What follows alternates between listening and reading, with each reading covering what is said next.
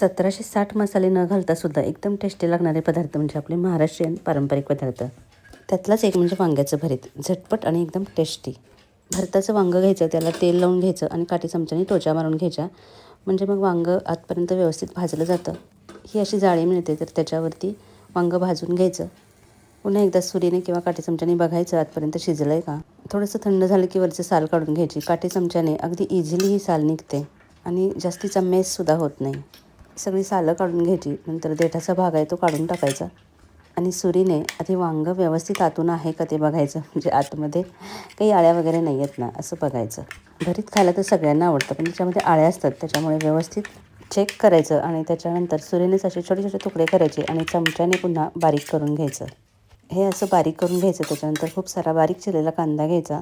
मी आमच्याकडचा कांदा लसूण मसाला टाकला आहे. मीठ टाकायचं आणि दही आवडत असेल तर टाकायचं, पण दह्याने खूप छान टेस्ट येते आणि थोडीशी कोथिंबीर टाकायची. झटपट टेस्टी वांग्याचं भरीत तयार होतं आहे. काहीतरी झणझणीत टेस्टी खावंसं वाटलं तर नक्की बनवायचं. Please like, share, subscribe.